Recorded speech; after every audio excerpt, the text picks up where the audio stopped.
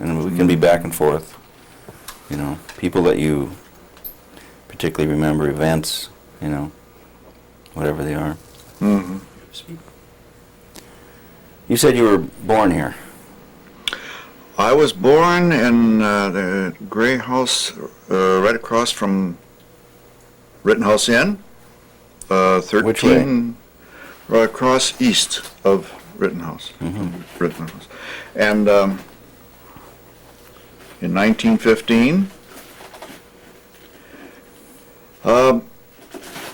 my father was a tugman, and I'll tell you about, at that time he was a part owner of Lake Superior Towing Company. And Lake Superior Towing Company was owned by Henry Walksmith, everybody knows Henry had the mill. Right. Jim Stewart, who had logging camps. And my father, who was a tug and barge man. What was your father's name? Shine Miller. Shine? Yes. How do you spell it? Einer, proper name, but Shine, S-H-I-N-E. Shine, that was his Yep. nickname, huh? And it served him well because people heard the name, and by word of mouth, so he was almost known before he got to someplace. All right, Jim Stewart was kind of a very nice person, self-made man, and a logger from, I don't know, but he had big holdings, I think, around Squaw Bay, because the tug used to go out to Squaw Bay and pick up rafts of logs, haul the whole raft of logs to Bayfield, put them in the milk pond, and so it was, the three people had a vested interest in this towing company, Right. kind of natural branches of the towing Remember company. what was the name of the tug that your dad had? Oh, there Remember were that? two tugs. One of them was a Henry W., and the other one was a tug Bayfield. And they were both about the same size. The tug Bayfield later went to Canada.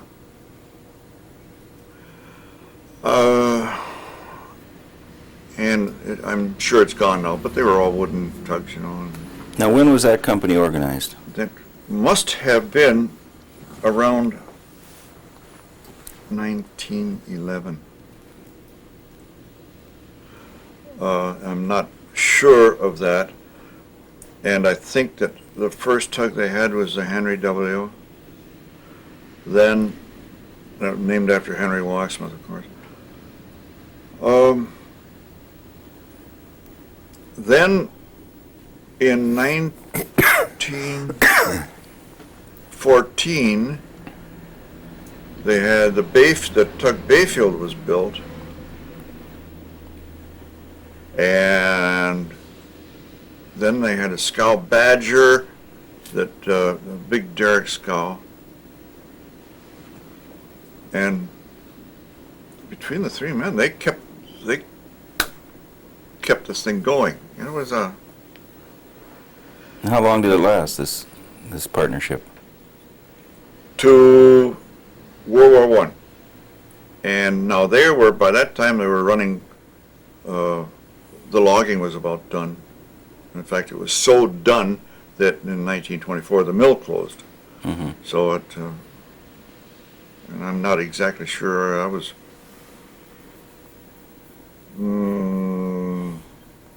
I don't know just how the thing dissolved. And how long had your dad been here by then? I mean, My dad's family came from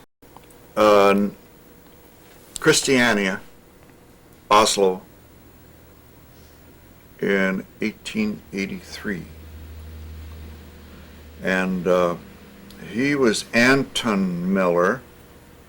Now, he had a brother. I mean, that would be your grandfather. No, yes, that was my grandfather. Yeah.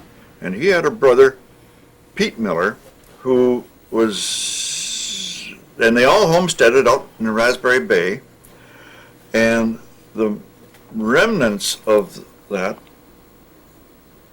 were, let's see, Godfrey Peterson was there, and about all that's left in that generation is Elsie Peterson. Right. And Elsie Peterson was Elsie Miller and married Art Peterson. Not sure.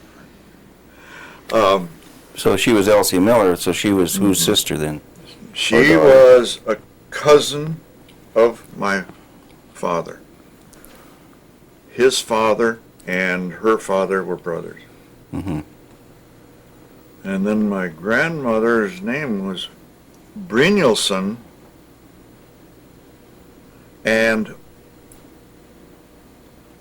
her brothers changed their names to, one of them, John Brown, Huh. and he was, Bayfield person too. John Brown, and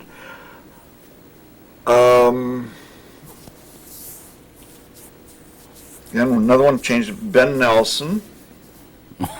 And it's too bad. They could have kept these names. Yeah. Now, like, my grandfather's name was Muller, M-O, with umlaut. Right. Yeah. Okay. And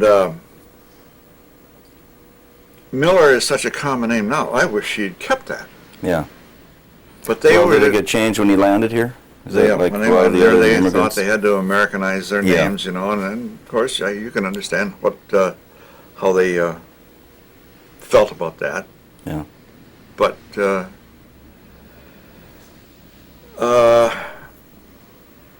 then also about that time was when the Ericksons came over, and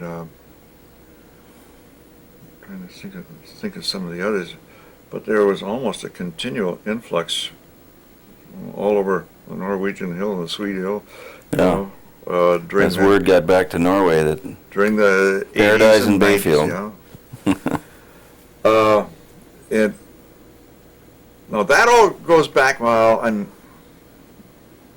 no, I shouldn't What? go into that. That's some other people's fields, But old Cap Mickelson, he was the one who was the driving force in a lot of that. And who was he? Cap Mickelson, he was a sea captain, and his run, I think, as I heard it right, was from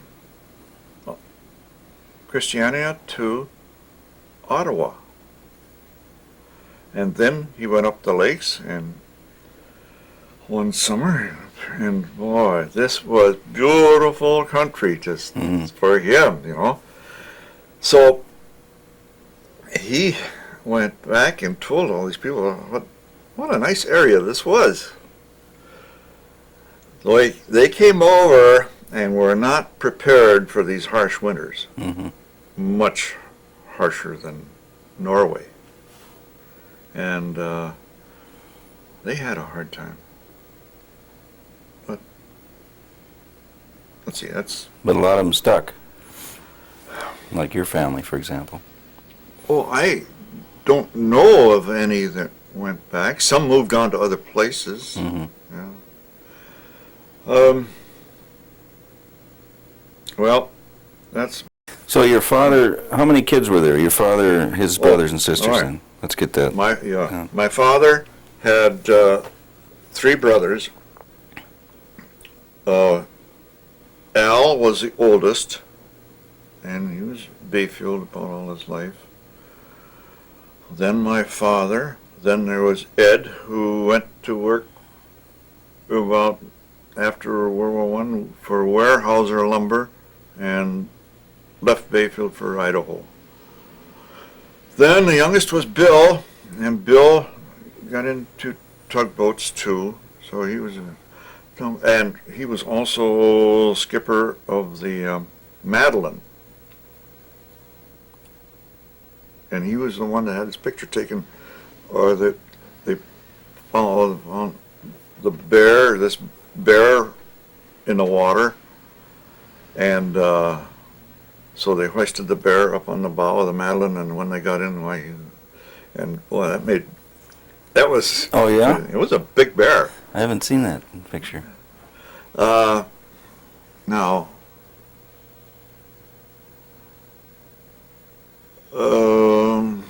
well, where to go from there?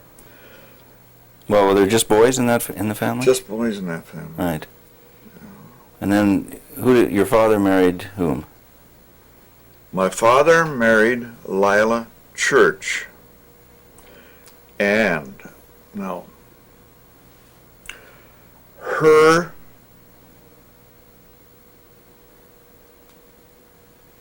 her grandfather was Nazar Labonte, who married Matilda Davis, and Nazar came to Bayfield in 1856 when first laid out. He had been on his way to Superior and went broke and didn't have steamboat fare to go further than Madeline Island. So I think it was probably a better decision to stay in Bayfield anyway. You got, right start, and then they built the building that Grumke's is in, and it was called the Labonte House. Mm-hmm. And it was a boarding house with all its rooms, and then my grandmother, Marietta, she was, of course, waiting on table and things like that at the time. Mm-hmm. That my grandfather, who was working for American Railway Express Corporation, he was an auditor for them, and he went around sort of setting up agencies, American Express Agency, and there was an agency in Bayfield and everywhere. And Mm-hmm. when the railroads came, American Express came. Uh-huh. So they were married, and then my mother was born in 1890, and Here in then Bayfield? no, she was born in Barnesville, Minnesota, because he Oh. he was moving all the time, and then from there out west, Spokane, Helena, Portland, Oregon.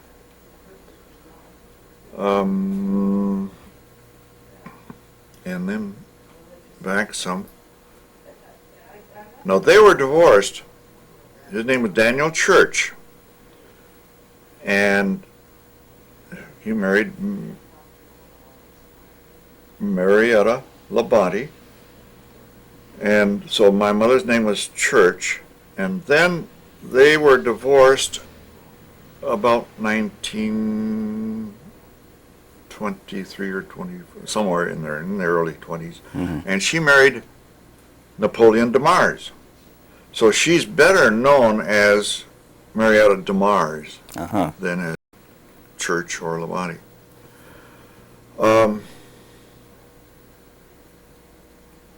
That was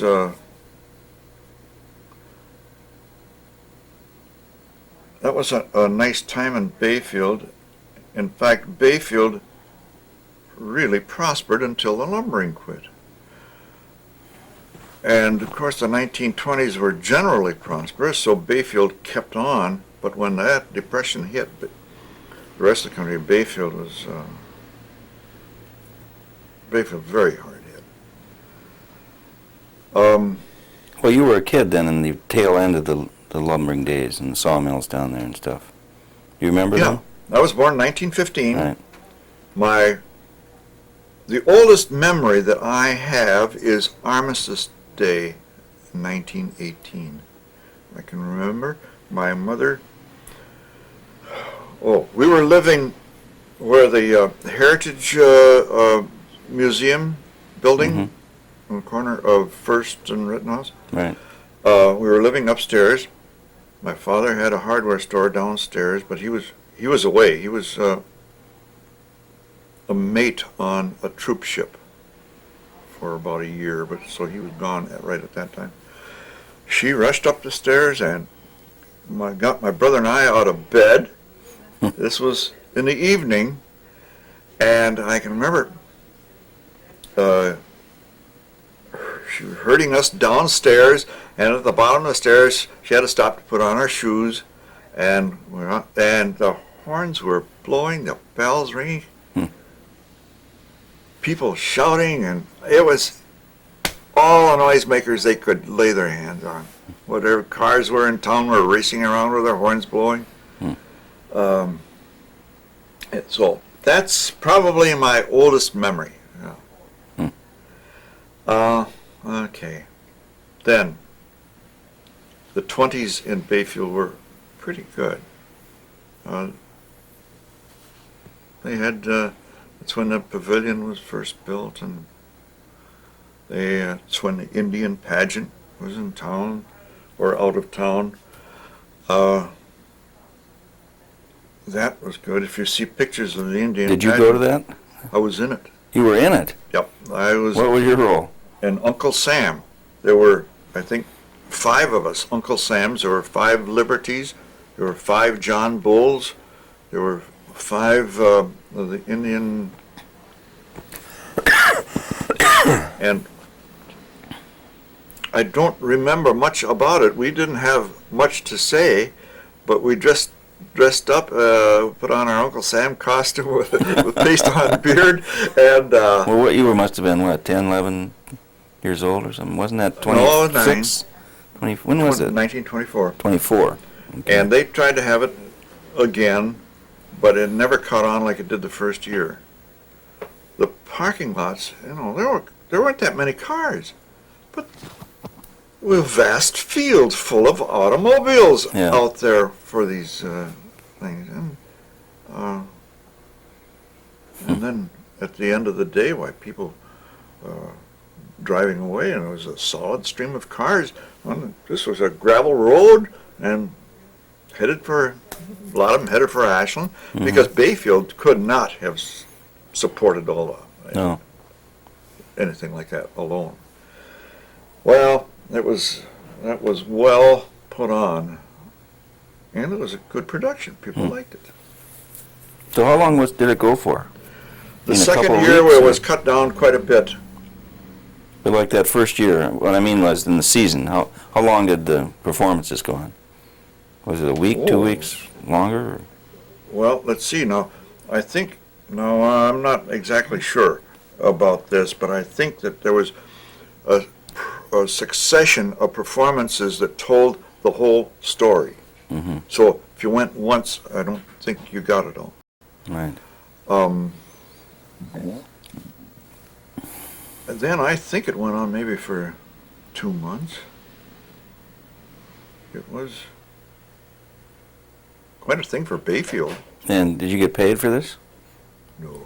Huh? I don't think anybody got paid. No. Is that right? Maybe the Indians did. They had barracks for the Indians, and they brought some up from the other reservations. And I remember they had stacks of bows and arrows by the hundreds with blunt ends, so that they wouldn't hurt anybody. It was quite a production. It was a pretty good thing for Bayfield. I don't think Bayfield would hardly have gotten through 1924 without something like that. All right. Well, was your dad still running the tug then, around then, or that was the tail end of that? Well, let's see. What was he doing in the 20s? 1925,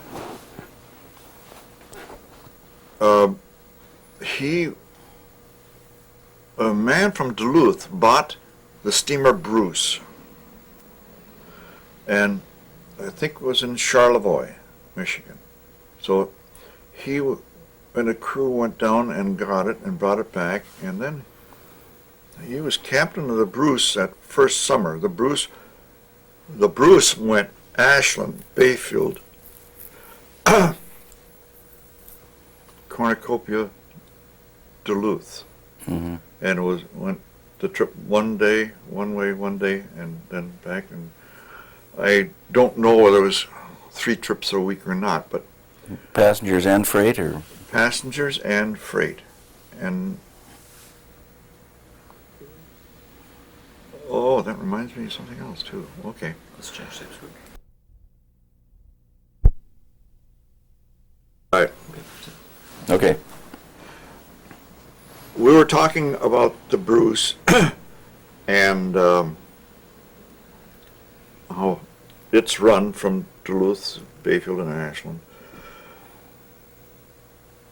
Then that lasted, I think, a year, and was the Garys that bought it and named it the Madeline. Mm-hmm. And then my father went on a big tug in Duluth, and so that then my Uncle Bill was captain of the Madeline. And the Madeline was around a few years, and most everybody remembers it fondly. It was a nice addition to the town. Preceding that, in 1923-22, my father and Halvor Wrighton jointly bought the Thomas Friant. And the Thomas Friant was it was over 100 feet long. Really? And nice, good sized. It was had been a gigantic fish boat. But they used it hauling freight, and they did the same thing. They, Ashland, I can't remember stopping at Washburn very much, but Bayfield and Duluth. And in those days, it was an all-day job for, say, a truck hauling berries to get to Duluth. It was just didn't pay. It was much better if they loaded the berries, and they even brought back groceries for wholesale, in the big, larger quantities, like 100-pound sacks of flour and piles of flour and sugar and cases of barrels. Groceries used to be in barrels and too. So it went very well. And 1923 was a good year for them. Then, in the fall of 1923, they had this nice tug, what to do with it. Well, in Cornucopia were the Jones brothers, who had a big fishing operation. So they figured, well, the north shore of Lake Superior is generally open during the winter. So, let's see, it was Halvor Wrighton, my father, and a fellow from Ashland, he was the engineer, Sherman Bowles, and then the Jones brothers, and I think there were at least 3, maybe 4. They went to Cornucopia, they loaded all the nets onto the Friant, and the nets, I heard many times, were worth just as much as the boat. It was they had a big operation. And so they left Cornucopia, I think, on New Year's Day, and they went up toward Port Wing, and they got stuck in the ice. And then on, I think, the 3rd of January, they got free of the ice. And they started across the lake, and the ice had punched a pretty big hole in the boat. It was a wooden plank. Right. They all were then. Wooden plank boat. And it got worse and worse. So by 3 o'clock in the afternoon of 4th of January, the boat sank. Whoa. But fortunately, they had a good new lifeboat,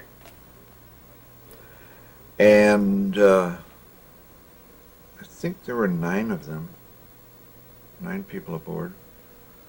And they rowed from 3 o'clock to 1 o'clock in the morning, and then they reached a little fishing settlement by French River between 2 harbors in Duluth. Mm-hmm. And so, no lives lost, but The Friant gone. the Friant was gone. And the And- gear. And the gear. Yeah. And it's still down there Yeah. somewhere. Never found it. And no, but with modern technology, it could be found. It could be located. So there wasn't much lost except money and hard work. But then again, in those days, I think one thing comes after another. Then there was the Bruce operation, and then my father got a pretty good job, as good as they come in tugboating, and out of Duluth, and that lasted until the Depression. So, okay. Now so you were born in 15, so by now you're in school. I went Where did you go? Central High School in Duluth I started in the 6th grade up there in Duluth and went through the 11th grade at Central High School, and then came back to Bayfield because no one ever starved to death in Bayfield, and the Depression was 1932, and it was in the depth of the Depression. So back to Bayfield, and my senior year in high school in Bayfield. Mm-hmm. And Now, who else was in your class then that year? Who were your contemporaries? Lily Johnson, Hugh Scott, Viola Kelly, Bob Stensfeld, who was here this summer, Marie Blakely, who was here this summer, Ruth Mertens,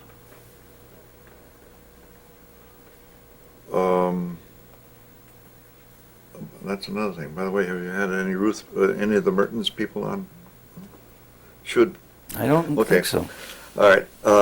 John Bamey too, right? Or did? John Bamey, Mm-hmm. George England, there were 26 of us Mm-hmm. in the graduating class, and an Edwards girl, Luella Edwards, Merlin Fisher, brother of Marjorie Benton's, and he was here last summer. They're living in Florida.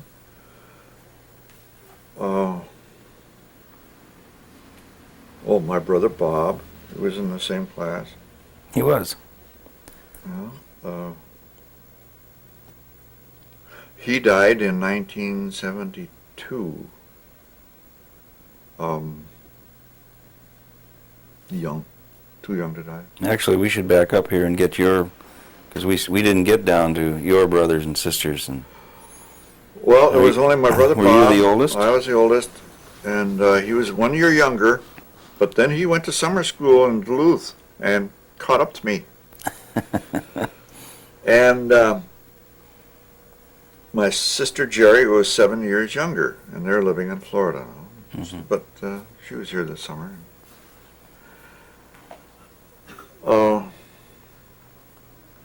Well, let's see. I don't know.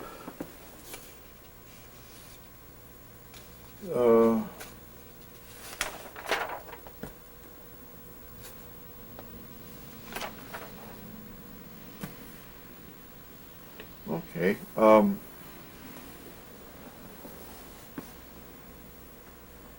I don't know I think we've almost covered most of what I know about before I was born. Well, when you graduated from high school, what'd you do? I went sailing Where? on the Great Lakes. I went in the engine room, and I was a co-passer for 2 years. What's that? Well, all of the steamboats burned coal, and they had big coal bunkers, and there was enough fuel to last them about a week of running. And when the bunkers got low, somebody had to get that coal out of there and get it over so the firemen could shovel it into the boilers. Mm-hmm. Well, so they had 3 coal passers, and I was one. And that was pretty good. $65 a month with your room and board.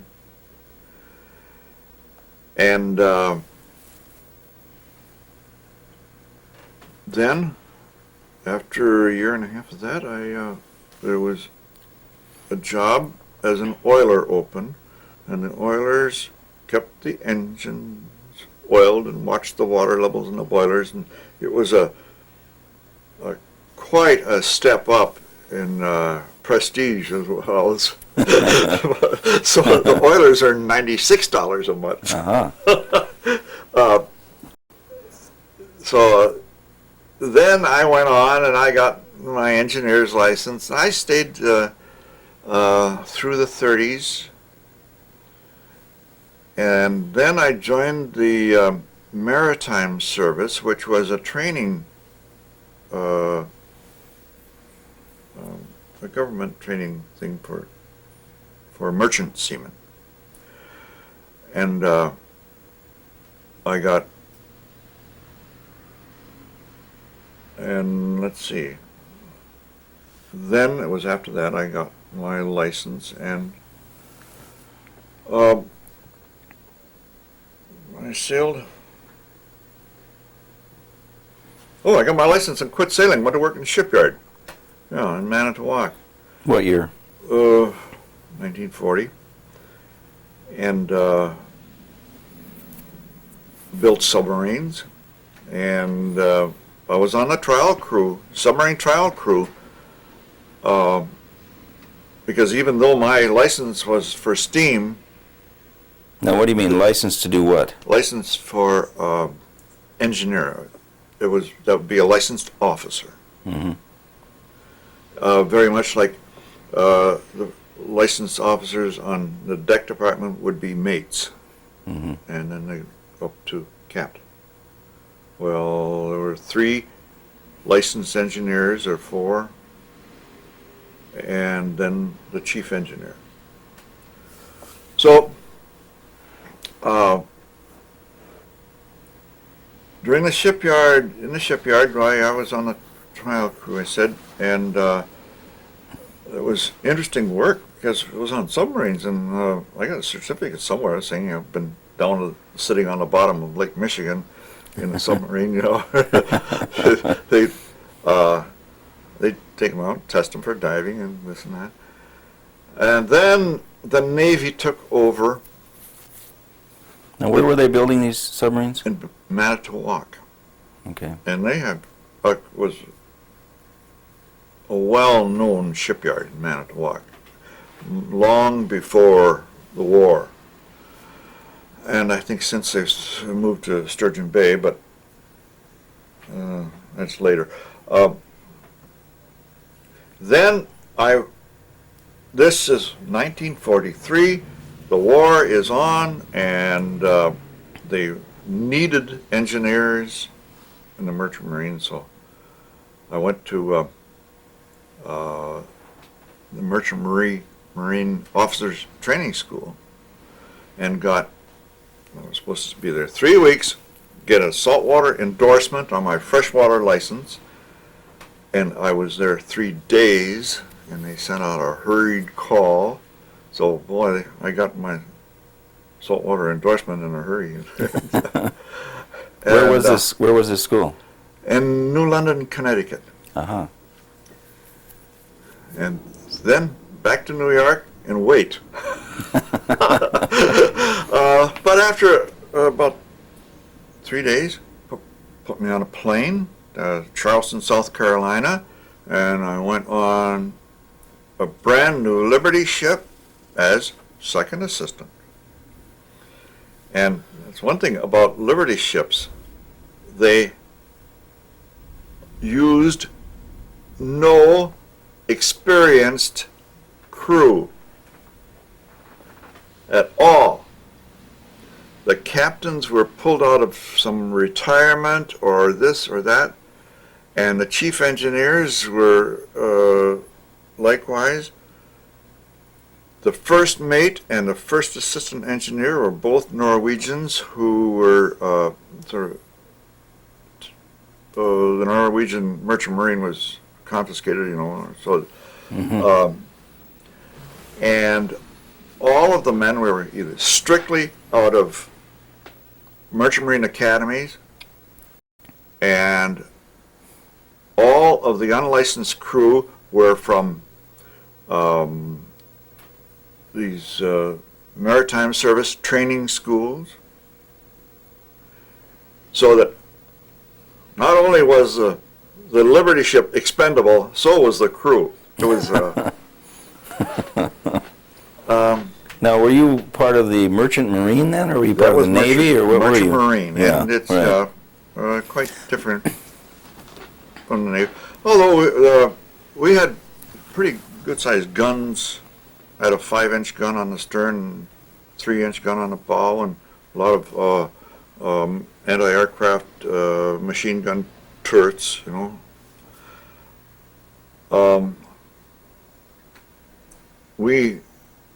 Fortunately, we never fired any of the big guns or any of the anti-aircraft guns, but we did get fired on by torpedoes a few times, and they missed. So, well, how long were you in the service then? Till the war was over? Or? Till the war was over. And let's see now. We went on that Liberty ship. We went loaded up in Charleston, went through the Panama Canal. We stopped overnight, 24 hours in Perth, Australia, Fremantle, and then up the Indian Ocean. We stopped in Colombo, Ceylon, then Sri Lanka now, also 24 hours. Then up to the Persian Gulf. We were there 3 weeks unloading, and it was a general cargo. And then we came back, and we were the first convoy through the Mediterranean. We came back down through the Persian Gulf, down up the Red Sea, and they had a hard time clearing out the Suez Canal. But then we went to Alexandria. We were there 10 days waiting, and the convoy was forming, so we were the first ones through the Mediterranean and back to the States. Then on to oil tankers. Then that was through the war. But I was chief engineer for the last year, and then came back to Bayfield. And everybody came back to Bayfield in 1945, 46. Right. A lot of people came back. And of course you probably heard this from, say, Lyman Nurse and many others, what they did after the war. All had big plans, big dreams, like the nurses had an airstrip on Rocky Island. It was called Rocky Island Air Haven, and they had quite a resort out there. There was a resort on Bass Island. There was a resort on Willie's Island, South Twin, that my friend George England and Carl Mole, they ran that out there, and Ken Atkins had a resort up the shore a little ways. It was so many people came back, and they threw their all into that dream, and And how about you? I don't think any of them survived. About 2 years, and that was it. What was happened when you came back? Put up a machine shop in Bayfield. Well, Bayfield wasn't ready for it.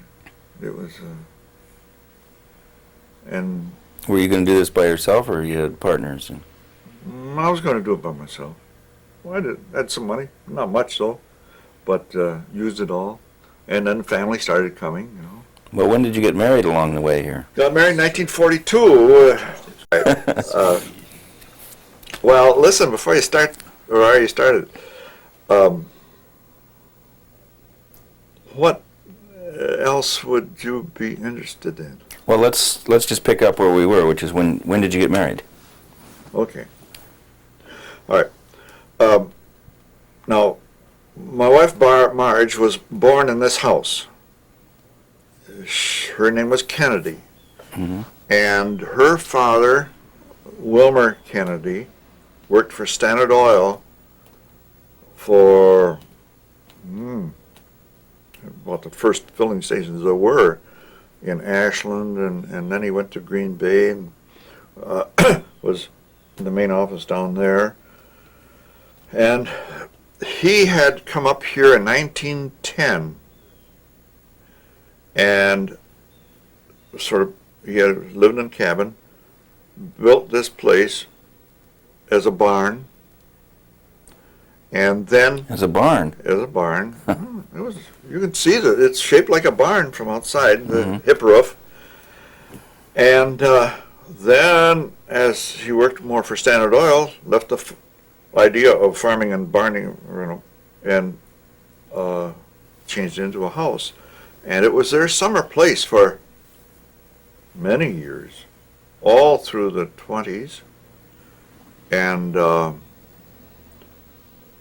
well, let's see now, from earlier than that, because she was born here in 1916. Mm-hmm. I keep forgetting how far back, the place went. Then he was transferred to Green Bay, and she was a nurse. She had training in Bellin Memorial Hospital there and worked there at Bellin for some years, and then it was during their summer that I met her again in Bayfield. And Where'd you meet her? Remember? well, a bunch of us were out camping at Sisquet Lake, and then I was 17 and she was 16, and a whole 2 carloads of kids came out to have a party with us who were camping out there. Uh-huh. And so I met her then, and then kind of lost track until 1940. So it was about 4 years separation there. And then we met in Bayfield again. And so then I went to work in Manitowoc, and she was in Green Bay, and, things... Heated up? Yeah. So we were married in 1942. And where did you get married? There or here? We got married in Green Bay because I was working at the shipyard in Manitowoc, and her folks were living in Green Bay. And so then we got an apartment in Manitowoc, and then stayed there until I went off into the Merchant Marine again. All right. For no children, though, until 1945. And I had been getting into New York quite frequently, and she would either take one of the trains to New York, or one time she flew, and the flying then was almost as bad as a train. It was, but so we'd meet there regularly, and then in Durban, Australia, we put in there. I was on a tanker, and I don't know why we make these stops, but anyway, and the agent for the line came down, and he says, "Here, I've got a telegram for you," and it was a baby boy born September 6th. So it was about 3 weeks after that I got the telegram. Oh, is that right? Because we had just been coming back from the Persian Gulf Right. again. Yeah, and 1945. 1945. Mm-hmm. Yeah. And who was that? What That was it? Jay. He's the oldest, and he's the one that has the air charter service in Ashland now. Right. All right. Then that got us through the war. Right. So you came back. You were going to start a machine shop, Yeah, right. which I gather didn't happen. No, it never got rolling. I went. Where were you living then? We bought the house I was born in Bayfield, and we lived there until 1956. Well, now, what time? When are you saying? Where were we living? Right after the war, when you came back. You were married. You had a little It was baby. in that house. Yeah. Well, were your folks still alive then? My folks are still alive, and they were living across the street.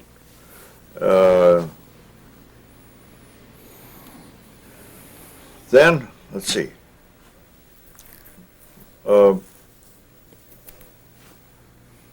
My father and I went and bought the hull of a steel tugboat. It was called the Eiley, 65-foot tug, and someone had taken the boilers and the engines out. So we towed it back to Bayfield, and Where did you buy it? we bought it from, well, let's see, I think Lullaby Furniture owned it, and they were going to do something with it and abandoned the idea. So, bare hull. Well, no. Leon McCarty, who is Bill McCarty's father, was the local representative for International Harvester. International Harvester wanted to test out a new marine engine that they were developing. So they had this engine, and Leon says, well, they want to put it in a workboat. So I put the engine in the tug in Ashland, and it worked very well. What was it? 6-cylinder? It was a 6-cylinder diesel, 150 horsepower. Fairly good size for those times. And then at the end of, I don't know, 3 or 4 years, they had to take their engine back, and they took it all apart, and then they abandoned the idea of going into the marine engine business. Like Caterpillar makes a lot of marine diesels. International doesn't. So we put a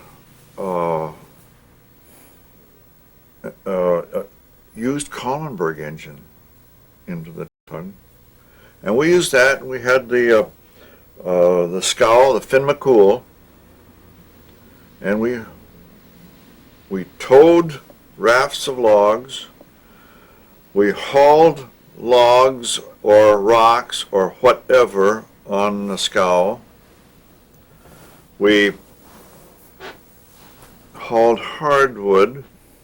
Hardwood wouldn't float, so a man named Leonard Shea logged Ironwood Island for its hardwood, and it was extremely rare, beautiful hardwood. There was What kind?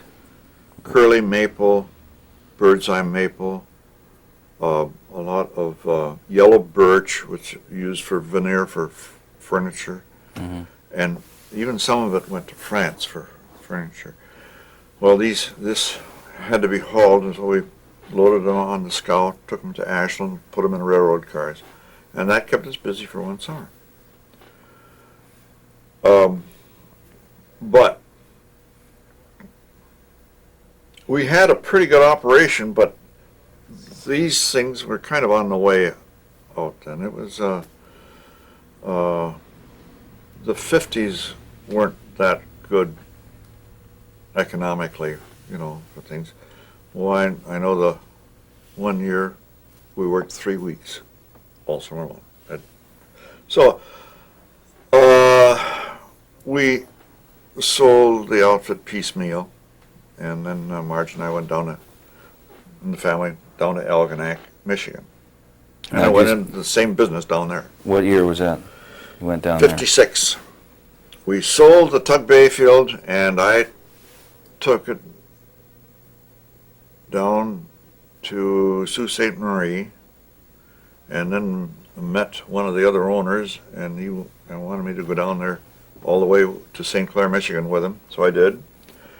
And I looked around down there, and there were things going on down there. There was miles and miles of docks being built and seawalls put in, and people with their private boat hoists, all of these riverfront homes. Mm-hmm. And the whole 30 miles was taken up by homes because it was prime property with ore boats going by up and down the St. Clair River. Very nice area. And Well, by now, did you have any other kids? yes, but then we had 4. And who were they and when were they born? All right. Our son Jan, 3 years younger than Jay, is in Denver. So he's born 48 then? He was born 48, yeah. And then Marty was born in 51. I don't know whether Marge is around to correct me if I'm wrong. And then Sally in 53. So... And during all those years, you were in partnership with your dad and trying to... not only up here. Not down there. I went down there. No, I mean up until 56. Up until 56, yeah. And it would have been a good business, but there wasn't enough of it. Mm-hmm. We did dredging. We hauled rocks and made, like Ed Erickson is doing now, Yeah. with the Outer Island. Mm-hmm. Well, we did more or less the same thing. And but fortunately, especially for Ed, the business picked up, and so he's been doing it. Well, and your dad's getting up in his years by now, right? When was he born again? Yes, born in 1881. So add 19 to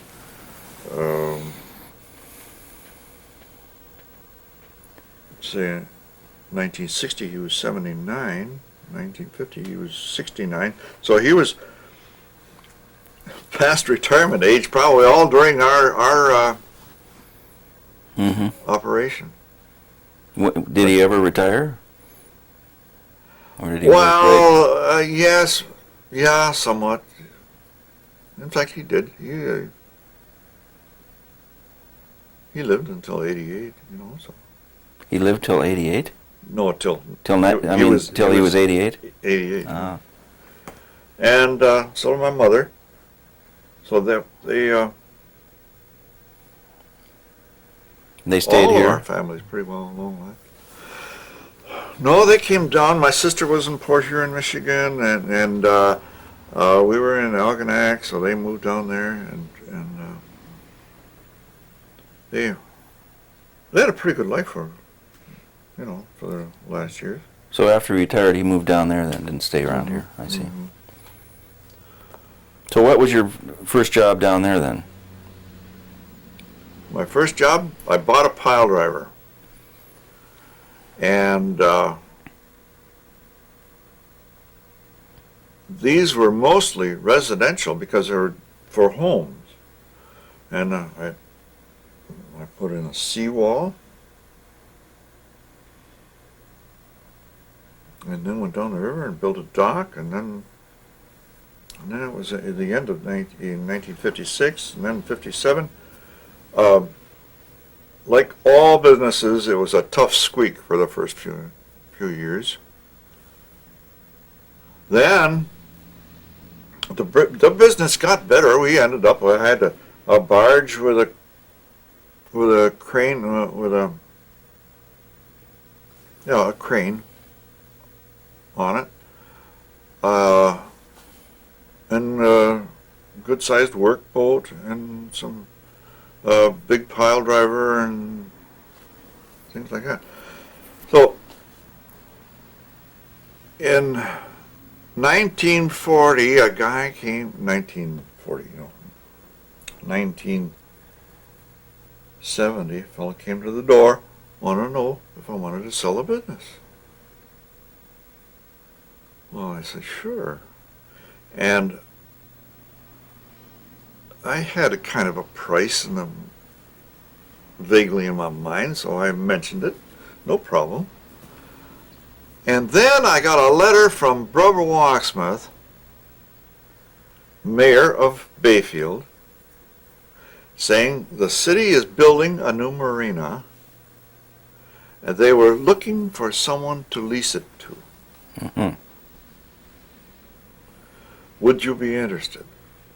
Well, he just sort of fell together. It was, yeah, it was just right, because starting all over again.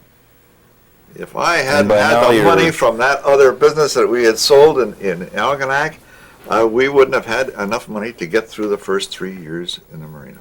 Mm-hmm. It was just like that. You were, let's see, 55 by now, right? If it's 1970. 1970, yeah, Right. 55.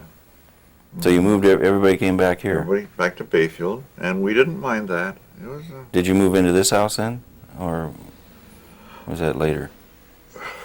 Well, of course, her folks were still.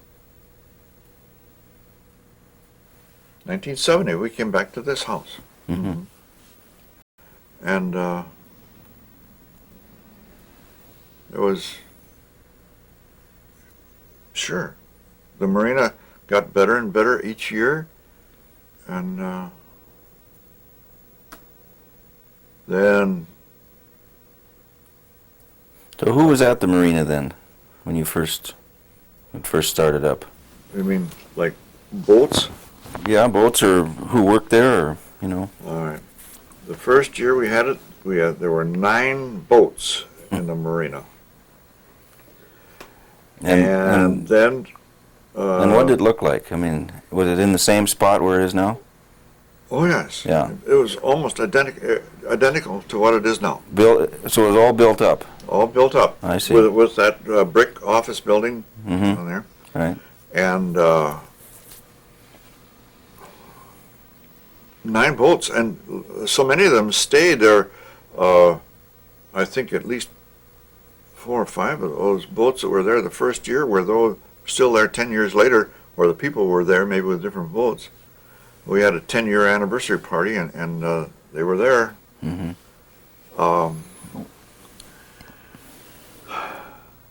The marina first filled up in 1977.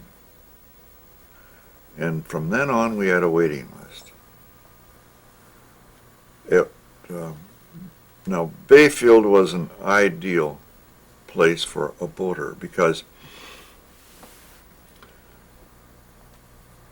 for both transient boaters, too, besides people who drove up from, say, Minneapolis, had to boat in Bayfield, walking distance of downtown, everything was there. Transient boaters could come in, and restaurants, bars, stores, groceries, everything they needed was within walking distance. It was really the thing that meant success to the marina. And whose brainstorm was the marina? The brainstorm was Brub Walksmith. And He was Henry's son? no, No, What wasn't he? he What was he? wasn't. I forget his father's name, but there was a family of locksmiths, and now they were all related, and I don't know just how. Maybe he was a nephew or something of Henry. Probably so, yeah. So, but the whole thing was built up before you came back to run it. Well, they were still building it when we got Still there. building it. I Yeah. see. Now, the idea of the marina, and it was one of those things where a government going into and building up a business was just right. Two federal agencies put up the money, 80% of the money. The remainder, the city borrowed, and the payments for the cities came out of what our lease payments. Right. So it didn't cost the city anything except maintenance, and very little of that. Mm-hmm. Uh, Tape change. Okay, so the city pretty much had it Yeah. covered economically. And I forget the name of the agencies, but between the two of them, 80% of the money, which only came to, I think, $300,000 to the marina at that time. But the idea was just to bolster, stimulate Bayfield's economy. Mm-hmm. And it did that so well. Well, what was Bayfield's economy like right then? Well, Was it having a tough time, or because commercial fishing was pretty rough in the '60s, yes, it was. wasn't it? Tourism was just starting. There always was some tourism, but not like it turned out in the 70s and 80s. Mm-hmm.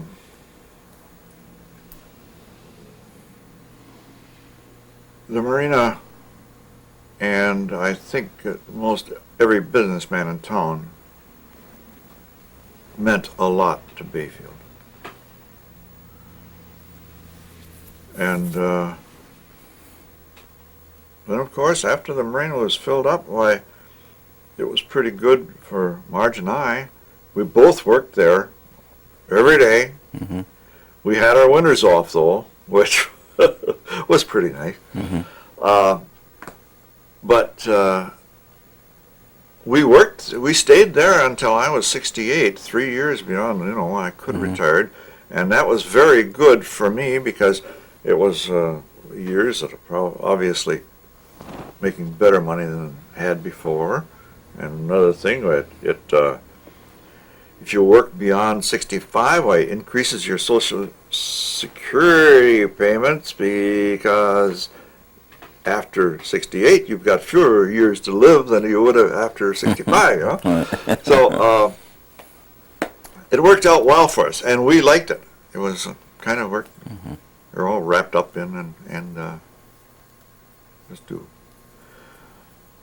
Now, who worked for you there? Did you have people working for you? Yes, Jim Frostman was a mainstay with us for most all of our years there.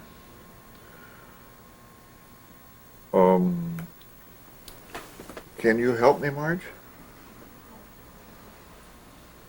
Kimberly? Oh, yeah. Kimberly McConnell was with us for a good number of years. And she took care of the office and the store, and she was a natural for that. Just people liked her, and she liked the job. Mm-hmm. And then, Connie? Frostman? oh yeah, Connie Frostman would be Jim's sister. Mm-hmm. No, there's old You're talking about Elder Jim and young younger Jim. You're talking about. Young Jim, yeah, and Connie. Okay. We didn't have a very large payroll. It didn't. Well, who took it over from you then when you got out of it? We sold it to Phil Johnson and Gina Johnson, and Now, by selling it, do you mean selling the lease? we sold the remainder of the lease, and we had a lot of other equipment I see. besides what the city had. The city had the brick building down there with the restrooms in it, and they had the travel hoist, and everything else that was needed, why we bought, I see. and including the store building over there. So there was the equipment, the remainder of the lease, and the merchandise in the store. And, Our kids worked there too at times. yeah, they did. They when they weren't going to college or in the army or Right. one thing or another. Yeah. So the family remembers it's closely connected to the marina, Right. which is fine. Good. Do you miss that daily activity now in the summer? Of course, you've been retired for what, 3 years? Oh, How old are you now? 84, 6 years. How old am Oh, I? you're 75. I'm 74? 76. 76. Yes. Oh, I have to stop and think. yeah. All right. So after we sold it, right away, we bought a boat and cruised all down the East Coast and the Gulf and the Caribbean and West Indies, and did that for 3 years. And of course,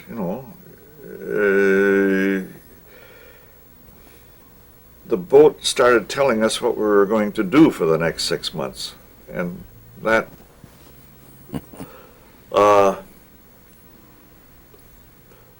paradise. Once you get enough of a paradise, right, that's enough. So we sold the boat, and Down there? in Miami, took back. So things worked out rather well there. Then we motorhomed and came back here and had an idea in my mind to go to school. Had that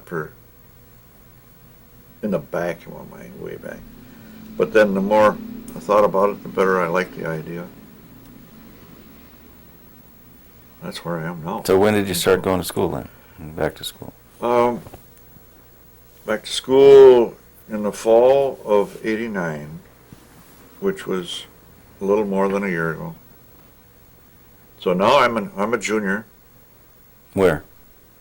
University of Wisconsin Superior, and majoring in psychology, and I'm hooked on it. Why psychology? I've always liked it. I've always liked. Why? Some people like accounting. Why? But I've always been interested in people, and I guess you'd have to be running a marina, wouldn't you? Got to deal with people every minute of the day, practically, right? well, that's true, and like people. Mm-hmm. Yeah. So I don't know what I'm going to do when I get my degree. I have no idea, but I might write. I'd like to. Mm-hmm. There again, on what? So you'll graduate next year then? Is that right, or? Not next spring, but the following spring.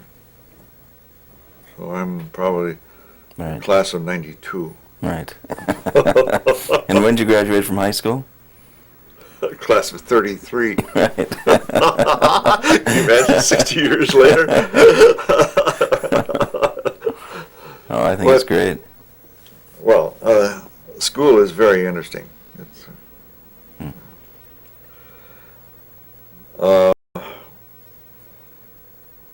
no, we like. Well, we'll have to come back and interview again in a couple of years then after you've started your new career. Well, that would be interesting. I admire the work you've done because I don't. How many have you got out now? Tapes by people. Well, we've done over 100 people, and we've done... 100 people? What is this tape number, Chris? 462. 462 is the tape of this tape right here. Whoa. So, And you're talking about Bayfield. yeah, Bayfield and Redcliffe Yeah. and the settlement. Mm-hmm. And one little excursion to Washburn. Well- for one interview, but What a history that. yeah. Oh. Well, what have we forgotten here, Marge? Anything that we've left out along the way? Did you mention that my brother is Artie Kennedy Standard? Oh, that's true. Yeah, Artie's, and then I mean, down here, the current Yeah. standard station. current standard station. Yeah. So, Fisherman? Yes, we didn't get your family. Let's go back to Marge's. You just said it was a Kennedy, but yes. the father's well, name was what again? He tried to farm here. Wilmer Kennedy. Wilmer. Right. And Marge is the oldest. Then her brother Donald, who is in Phoenix, and Donald wasn't so much connected to Bayfield because from Green Bay, why he went to the University of Wisconsin and then on Right. to Goodyear and so Right. Then Artie, who has the Amical station in Bayfield, Mm-hmm. and his current love, the hobby shop. That's great. And then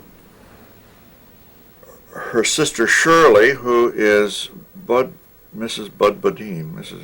Uh-huh. Their old family, Bayfield. Yeah. Mm-hmm. So Was that the extent of it? that's the extent of her family. Yeah. Okay. We never went to school here, so we're not counted as much. Yeah. The Kennedys were here Kennedy's- summers. Right, exactly, yeah. Yeah. I understand, yeah. So, But what else have we left out? Anything in your notes there that maybe No. maybe you ought to look at that and see if well, I thinking of old Bayfield.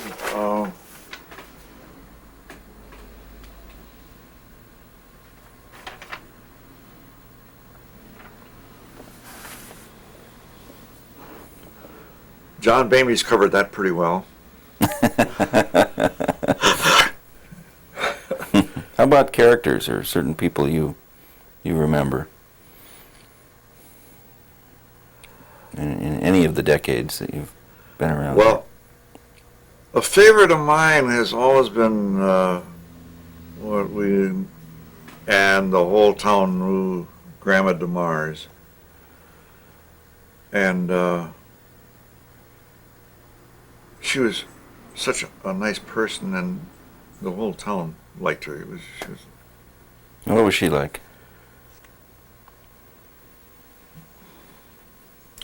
well. She She had a boarding house or something? What did she do? well. She lived in the Labonte house, and She didn't have served meals, but had roomers.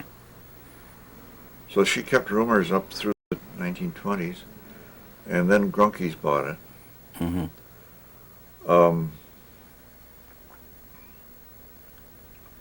But she was a beautiful piano player and liked people. It was well liked.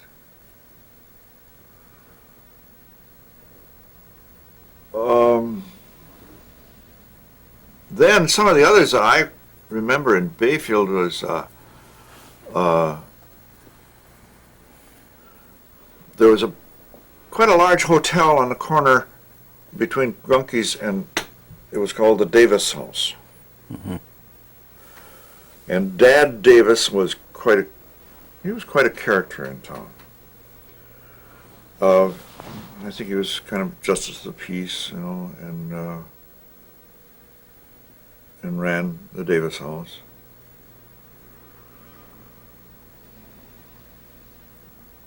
Then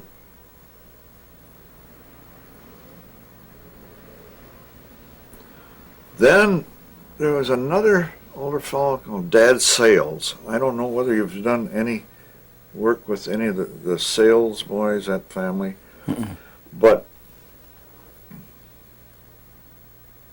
Johnny Sales was cashier of the bank in Bayfield for many years.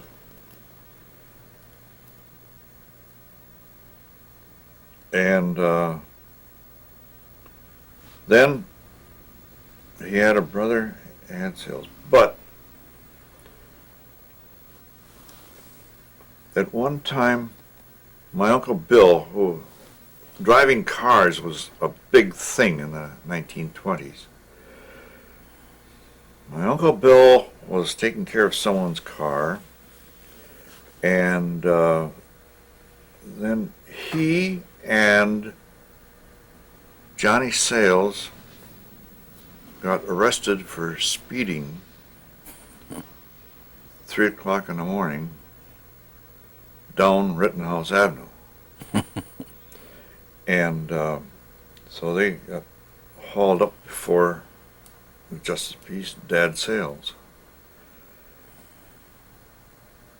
They, so Justice of Peace said,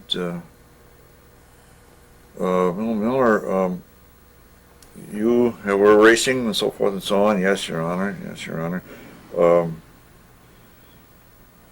Whose car were you driving? Well, I don't remember whose car he was driving. Johnny Sales, you were driving 3 o'clock in the morning, racing down Rittenhouse Avenue? Yes, Your Honor. Yes, Your Honor. Whose car were you driving? Yours, Your Honor. Who won?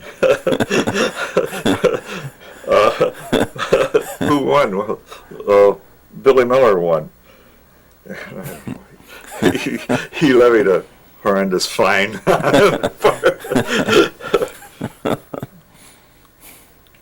His car had won. Yeah. If his car had won, why, it probably would have gone. Let off free. Yeah. Well, I feel a little bit drained. Okay. I don't have much. All right. Well, it's great. Well, let's call it a day here, and thanks a lot. Okay.